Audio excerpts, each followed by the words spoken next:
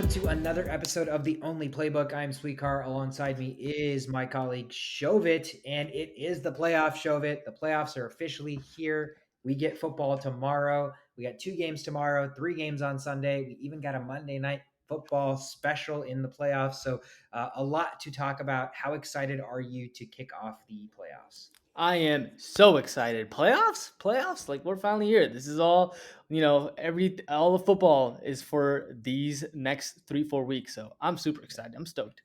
As they say, this is where boys become men, Yeah. man. This is where good players become great players and great players become legends. So I'm so fucking excited. We have great matchups on tap, and there's really not a lot to talk about in terms of water cooler talk. So let's just jump right into the action show of it with the rundown.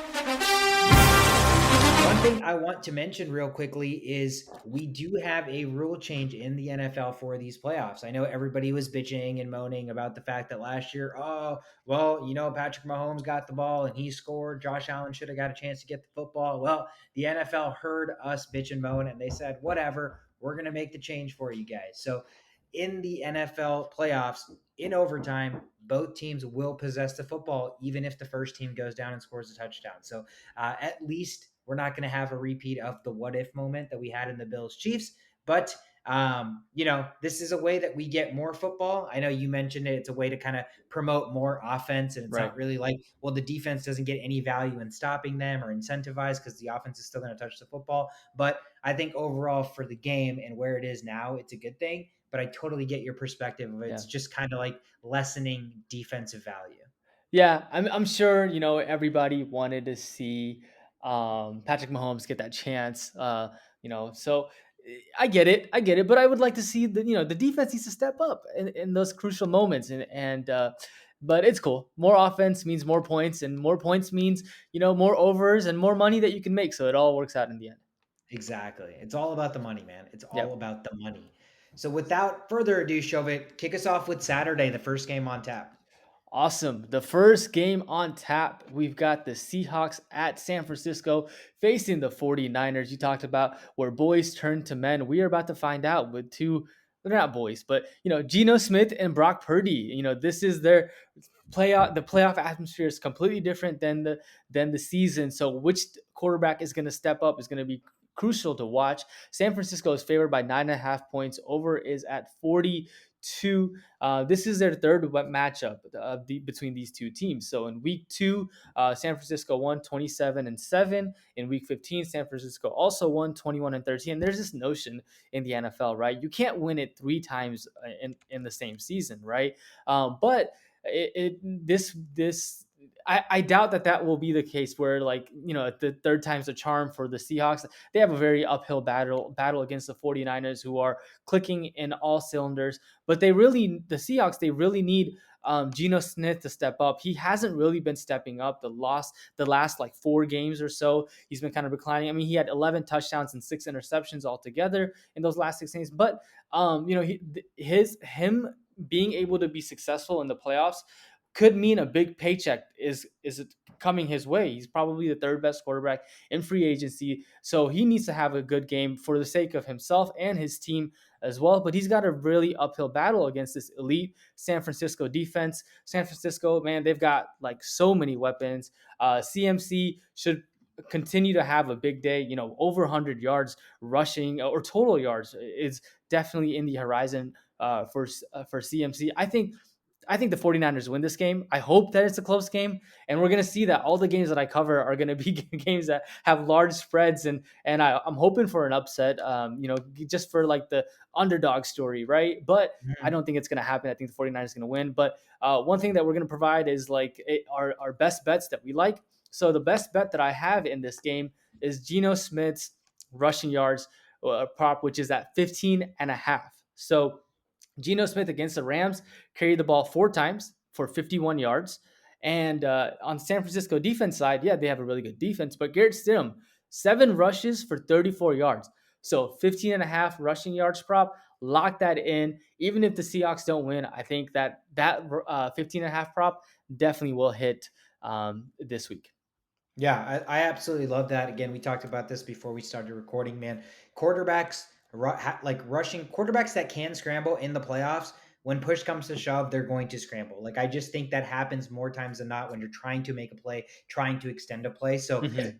I definitely think there's a really good chance that he's going to hit that prop. So I love that. And you said it, man. I mean, the 49ers weapons are just insane. It's going to be tough for the Seahawks to just keep up, and they have an uphill battle against the defense who's stout. So, going up against a good defense, your defense isn't great, and their offense is clicking with a ton of weapons. Again, this could get out of hand ugly and again, become a blowout pretty Right. quickly, but it's going to fall on the shoulders of Geno Smith like it has. And, he's going to have to prove the doubters wrong once more Yep. in this pivotal matchup. Lock it in. Geno Smith over 15 and a half yards rushing, lock it in. I'll take it to the next game, the nightcap game on Saturday. The Chargers are traveling to Jacksonville to face the Jaguars. Chargers on the road, favored by 1.5 points, over under 47 and a half. These two teams did match up in week 3, where the Jags dominated the Chargers 38-10. They held the Chargers run game to merely 12 carries for 26 total rushing yards. Game script didn't favor them because they got down early, and so they couldn't run the football. Trevor Lawrence had one of his better games, 262 yards through the air, 3 passing touchdowns. This was when they had James Robinson, when they hadn't completely unleashed Travis Etienne, but he had a lot of success running the ball against this Chargers defense, 17 carries for 100 yards. So Etienne should have a great day. JaMychal Hasty has been seeing some good work recently, so he may kind of jump in there as a spell back. And all 3 of the big receivers caught a touchdown pass that week as well. So I think there is a ton of opportunity for the Jaguars to take advantage of this defense. Joey Bosa is back. The Chargers defense is getting healthier, so I expect that this isn't going to be a blowout like it was in week 3. The Chargers are going to have to keep this close. In fact, they're favored in this game. But at home right now, I still kind of lean towards the Jaguars. I just think no Mike Williams this game. That's going to loom large for them. They don't have that big kind of jump ball 50-50 guy down the field. Keenan Allen's been really, really good since he's been back, but they target him so heavily. He's literally just one route run, tweak away from that hamstring being pulled, and he's not going to be as effective. So I just think the Chargers right now face the uphill battle despite being the favorites. I think the Jaguars at home, they're clicking on all cylinders. The Chargers are 27th against the run. And I think the Jaguars do a really good job of running the football and creating play action for Trevor Lawrence on top of that. So I personally think the Jaguars are going to win this game at home as the underdogs. My best bet for this game, Shobit, is I talked about him, JaMychal Hasty. JaMychal Hasty is the backup running back right now for the Jaguars, but his snap count has seen an uptick the last 5 games, 25%, 23%, 25%, and then the last 2 weeks, 40%. And then last week when it was a win and go in, 49% of snap count, right? So he was on the field almost half the game, which is almost as much as ETN was. So I think for him to be on the field that much against the 27th ranked rush defense, and his prop for rushing yards is nearly 10 and a half, hammer that over. I think that is an absolute lock. Yeah, 10 points for a guy that, like, you have your backup running backs that come in when, when ATN gets tired, Hasty's going to come in. He could easily get 1 first down and get you those 10 yards. So, yeah, love that play.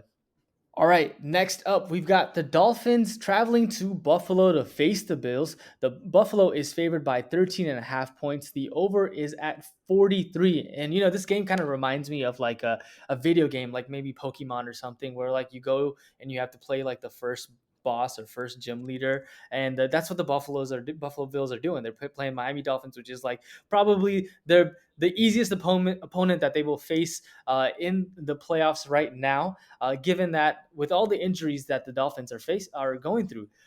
So Tua ruled out. Skylar Thompson is set to start, and Teddy Bridgewater has a dislocated pinky, so he's not going to play. Raheem Mostert is also ruled out, and their all-star or just really good offensive lineman Teron Armstead is limited right now, so he's going to be crucial for them to have an opportunity to win this game. Look out for that. I mean, that's going to be huge. They definitely don't want to miss him.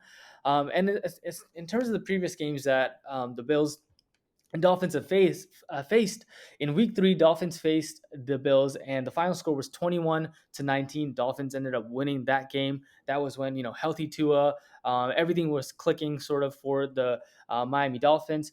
And then the next matchup, week 14, was that heavy snow game, right? Mhm. There was a close game, 29-29 affair. And then Josh Allen, it started snowing really bad. Josh Allen did some crazy magical things. And then a field goal allowed them to win 32-29.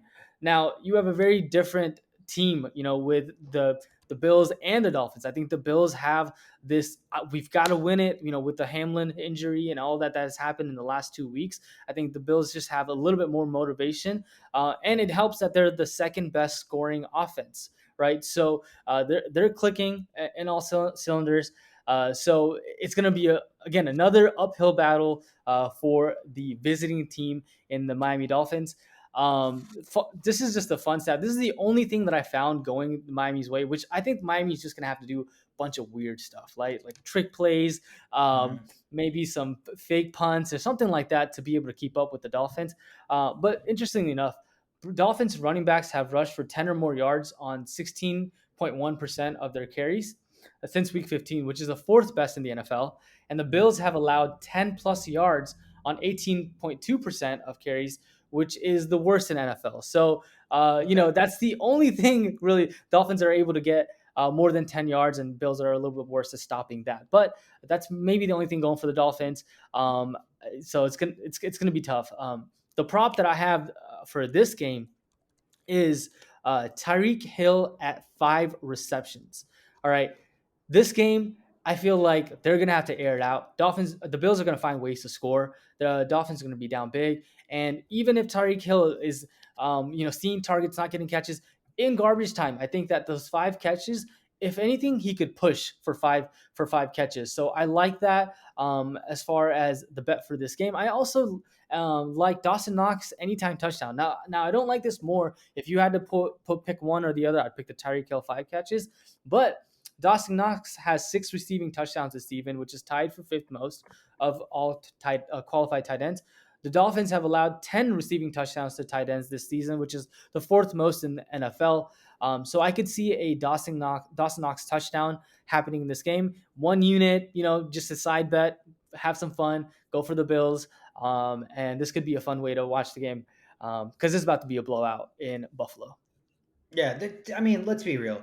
Like you said, Mike McDaniel is going to have to pull like all of the Oh tricks out yeah, of his bag, right? Every trick he can possibly think of to figure out a way to scheme this game for Skylar Thompson. I mean, he's just not to me, an NFL quarterback, and he's being thrusted into this role in Buffalo in January in the cold again against a team that has so much emotional whatever you want to right, call it, emotional backing because of the whole Hamlin thing. They were already a preseason heavyweight favorite to make it to the Super Bowl. So like there's nothing that leads me to believe that the Bills or that the Dolphins are going to keep this game close. It's just going to have to be, either the Bills play down to their competition, there's turnovers, things like that. Weird shit is going to have to happen. And I just right, don't see it right now, man. Josh Allen, Buffalo in the playoffs again, kind of with where their mindset's at mentally and emotionally. Like I expect them to come in here like full gas pedal. And I mean, honestly, this game's probably going to be a blowout. Like I think Buffalo's covering 13 and a half. I wouldn't personally take the bet, but I right. think they cover 13 and a half.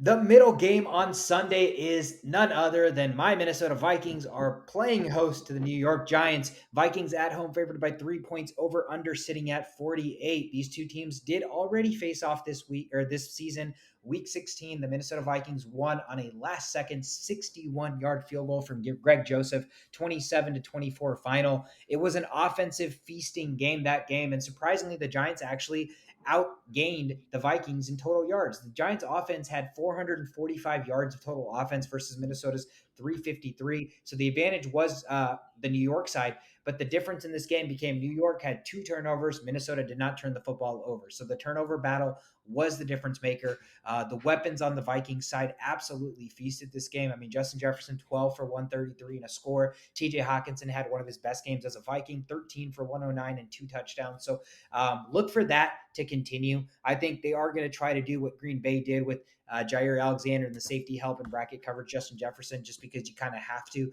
But I don't think that's going to be able to stop them as much as, because they don't have a Jair Alexander, right? So essentially, it's going to be limiting him, but that's still going to free up other guys like Hawkinson, KJ Osborne, who's been coming onto the scene.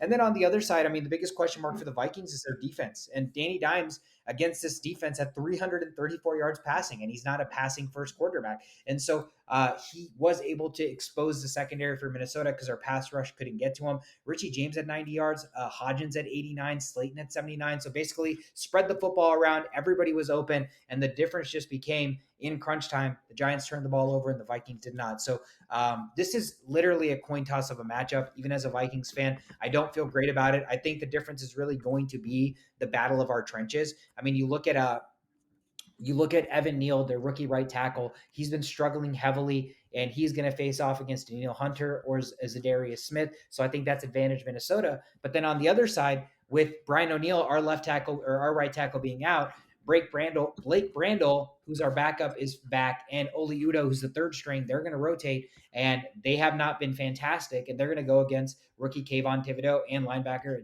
Azeez Ojulari. So both sides, both tackles in the same exact spot are the weaknesses to the pass rush on the opposing side. So it's just going to be, can Hunter and Smith expose Evan Neal and disrupt Daniel Jones enough, or can Kayvon Thibodeau and Azeez Ojulari disrupt our revolving door of tackles with Brando and Oli Udo and disrupt Kirk Cousins enough? Now, Cousins is less mobile than Daniel Jones, so in that situation, you kind of give the advantage to Daniel Jones because of his legs, but we'll see. They don't have a Justin Jefferson. They don't have a TJ Hawkinson. So I think that's going to be the biggest thing is we're in the playoffs because we fed our studs. So what should our game plan be? Feed our studs. And that is exactly why my favorite bet in this game is Justin Jefferson's targets in this matchup are set at 10.5. We are hammering the over.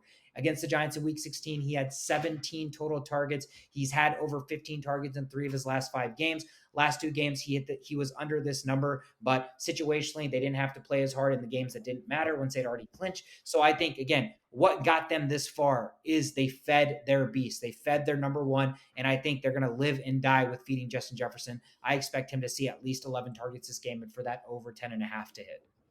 Yeah, no, for sure, for sure. I mean, he just has to be throwing the ball to his direction, right? And Yep. 10.5 targets to the guy who's like the focal point of the offense. I mean, reception, touchdown machine this year. So I definitely like that prop as well. Yeah, absolutely.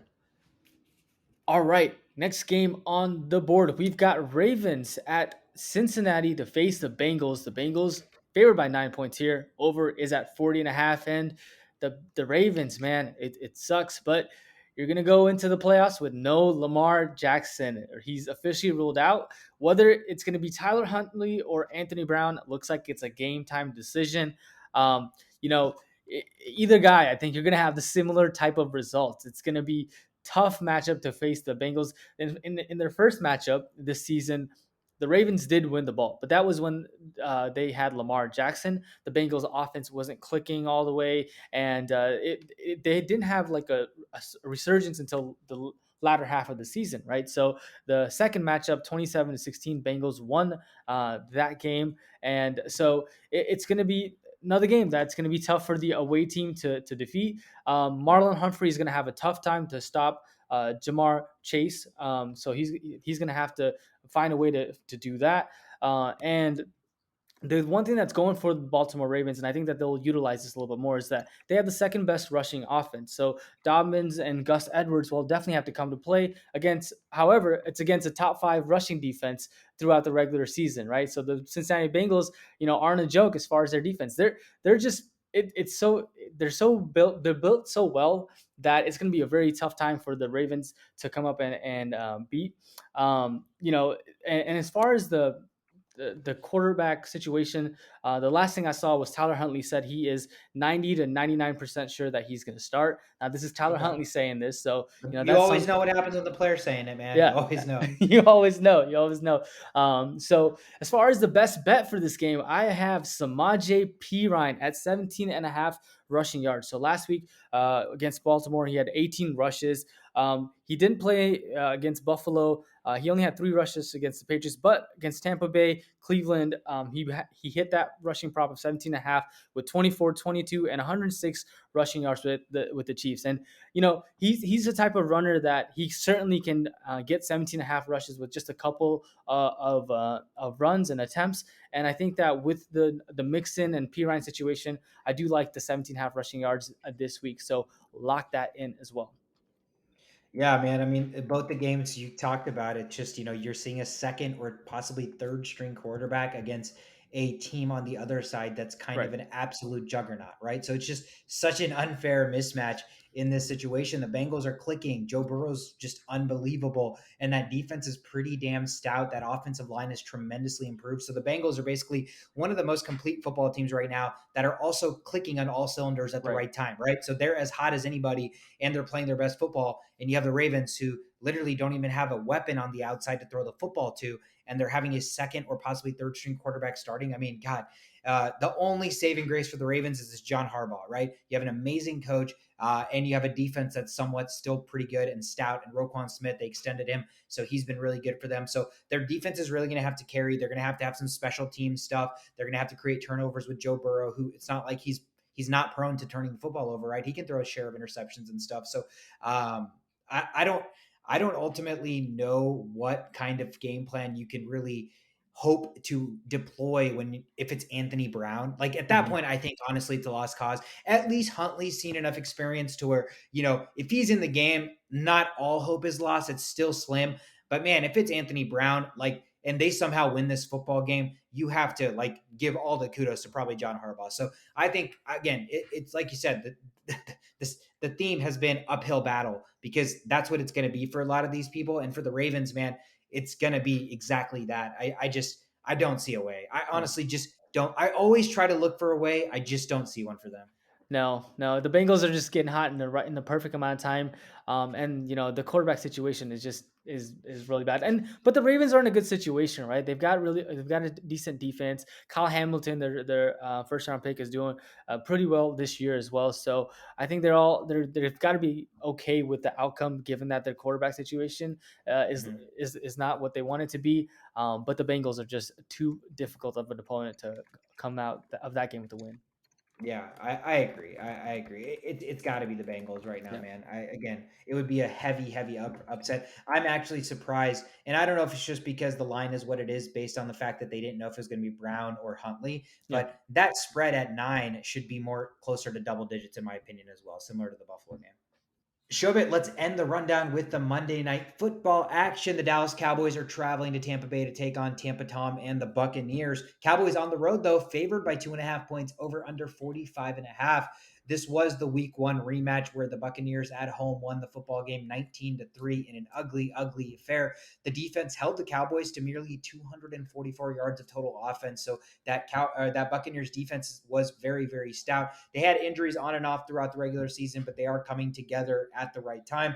A couple things that really don't favor the Cowboys: they haven't won a road playoff game since 1992, and Tom Brady is 7-0 against the Dallas Cowboys in his career. So a lot of those numbers can be arbitrary because it's like different year, different team, really doesn't matter, right? But at the same time, when that happens enough, there's like a weird mental psyche that it's like, we just can't beat Tom Brady, or we just can't win a road playoff game. Eventually, that tends to start, working against you in ways that can't be quantified with like statistics.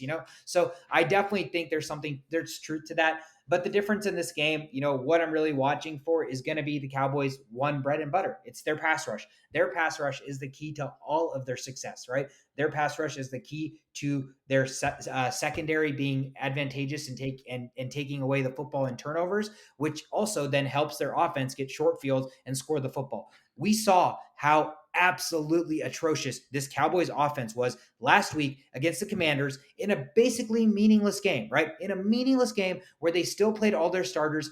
That offense was one of like the worst outpourings of offense I'd seen in recent football memory. So if they put that on the field on Sunday in Tampa Bay, they're going to get throttled. They're going to absolutely get throttled. But if their pass rush can get to Tom Brady, which again, that offensive line is not as great as it was in past years. They have Ryan Jensen back, but still, it's not the same offensive line without Tristan Wirfs. So I think that is the key because we saw it. I think you and I talked about it. We're like, where's Micah Parsons? I feel like his name really hasn't gotten mentioned last week, and he is the focal point. So if he disappears or if he is utilized or blocked against in a way that deems him ineffective, then the rest of the defense kind of falls in line and kind of the ship sinks with Micah Parsons. So that's really the key for me, is that Bucs offensive line against the Cowboys pass rush. The Cowboys pass rush is, again, everything. Their whole team is dependent on that. So I think that's what I'm going to be watching out for. But my best bet in this game, Shovit, Dalton Schultz. Dalton Schultz was your fantasy tight end. I know, we were high on him just because in an offense with the Dallas Cowboys,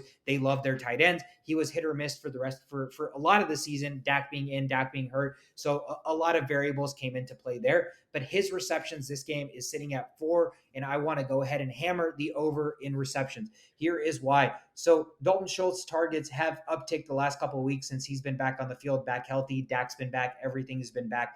And they've been just kind of clicking with their overall first unit. And Tampa Bay's pass defense against tight ends has not been great. They've done a good job of allowing tight ends to not catch touchdowns per se. I think only 1 touchdown allowed the entire season. But the first 3 weeks of the season, tight ends like Juwan Johnson, 4 catches, Robert Tonyan, 6 catches, Travis Kelce, obviously 9 catches. So there's been tight ends that have had success against them that have had lesser names and lesser usage than Dalton Schultz. I think CeeDee Lamb on the outside against Carlton Davis or in the slot against, their cornerbacks is a worse matchup for them to try to expose than Dalton Schultz in the middle. So give me Dalton Schultz over 4 receptions. I think there's a good chance he could just catch 4 and we push. A push is better than a loss, but I think he gets at least 5 catches this game. I honestly cannot even predict the outcome of this game, Shovit. I don't know who's going to win. I don't know who's going to lose. It's so up in the air. Like, this is a literal coin toss for me. So I don't even have a lean, and it's just sad because usually I'll have a lean,